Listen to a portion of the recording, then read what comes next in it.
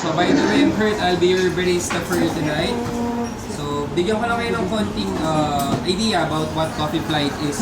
So itong Coffee Flight natin is actually an exquisite experience, tasting experience wherein you guys will be able to taste or explore what we are really offering here is Coffee Project. So together with my team ngayon, nag-prepare kami ng some of the basic but outstanding drinks that we have here. So for the first flight, we have here yung hot Americano. So yung yung may mga flights na, you may have it na, tapos pwedeng i-taste na ninyo while pinaprepare lang namin yung rest. So, just to give you an idea kung ano yung hot Americano, well, this is one of our basic drinks again. Very straightforward, well-rounded, smooth. By the way, for the beans, we use blend of 2 Latin American beans, which are Brazil and Colombia. So, expect later na you're getting caramel, nuts, and heavy dark chocolate finish. Okay? Pwede na natin siguro i-try yung hot Americano dun sa mga meron para at least. Tapos we have here cookies to pair with our drinks. Then, Meron pa dito. feel free to get this spoons.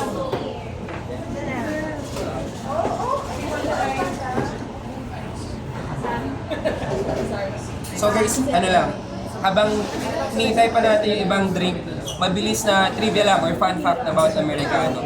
So yung Americano kasi nung World War II, yung mga Italians, they tend to get espresso shots lang. Tapos nakikita siya ng mga American soldiers. So ginaya nila. Just that, yung mga American soldiers, hindi nila kaya yung intensity ng kape. So what they did is they asked for another extra hot water. So anong nangyari, yung mga baristas, tinawag yun ang unang cup of joe. Tapos later on, eventually naging Americano. So that's why until now we're calling it Americano. It's actually just hot water and shot of espresso. Pero I hope na you get this very clean, smooth, well-rounded. Ganun yung black coffee or hot Americano sa Coffee Project. So for our next drink guys, we have here yung hot Spanish latte. Meron na ba lahat ng hot Spanish latte? Pwede na ba? Yeah, you have to for the hot Americano pala, pwede tayong kumuha ng teaspoons. We have teaspoons there and here para at least you get to break the crema para ma-incorporate yung espresso sa hot water.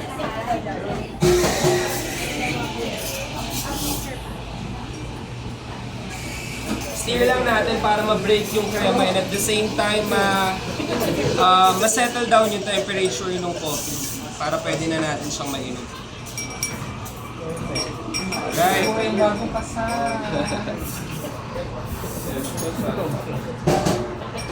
Kiss with us with our so this is here. And that is so this Yung hot Americano is supposed to be too bitter. Hindi masyado.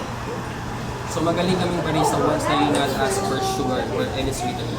sugar. Yeah. Buti na lang hindi kayong gumawa. Sila yung mga gumawa. Starbucks or Coffee Brand? Naku! Baka dapat Coffee Project. Coffee Project. Anyway, punta na tayo dun sa ating second drink. So we have here for the second drink, we have Spanish latte. Yes. Okay. For our Spanish latte, actually it's very odd kasi it has nothing to do with Spain. So the origin is not actually Spain. It's not from Spain. So it was invented in Mexico. So Spanish latte actually was invented in Mexico pero got adopted sa mga cafes sa Milwaukee. So dito naman sa Pilipinas, ito na yung isa sa mga staple drink na meron tayo. So Spanish latte kasi actually it's balance of coffee, creaminess of milk, and the sweetness of milk as well.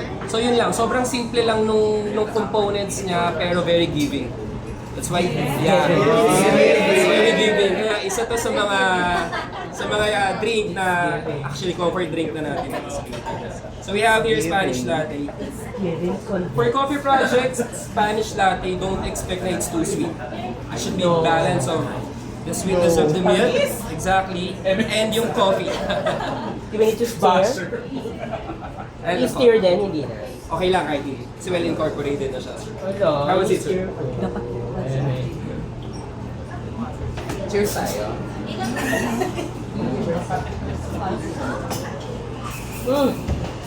Wow. Thank you. Very pambahay, sir. Reminds me ako. Nag-Spanish ka rin pala. Yung Spanish latte natin, for example, kung tayo sa ibang cafes, tapos they don't have Spanish latte, some of the cafes call it kape con leche or kape bonbon. So that's how they call it. Pero again, sa Pilipinas, uso sa Spanish latte.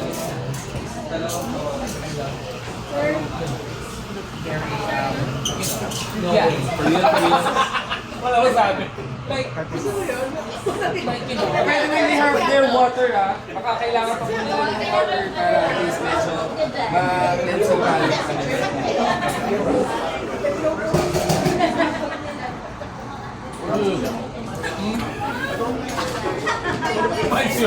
Di ba nakatundok ka? Espanya, lapit na. Lapit na. This is OMG times 10. I mean, Secret ang nagawa niya. I know. Pag masarap ako. Ay, masarap daw siya. Hindi ka sure. Kung masarap.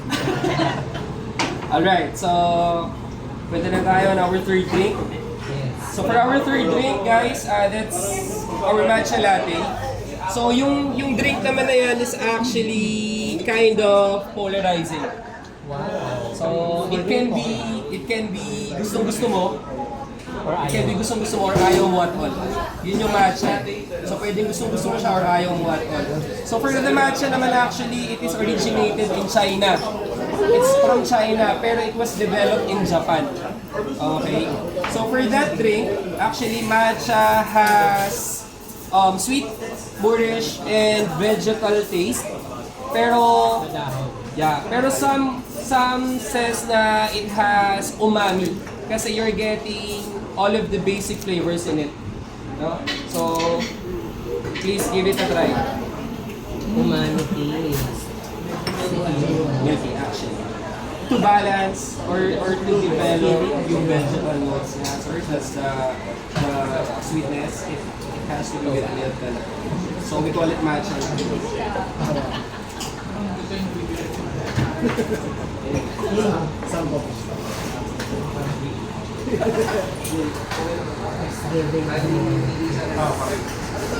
Kape ba ito kung wheat grass?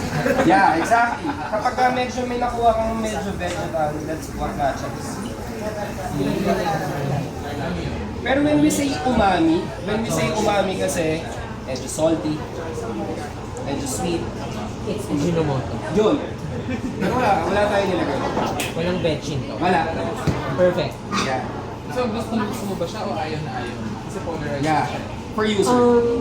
For me, I think, okay na.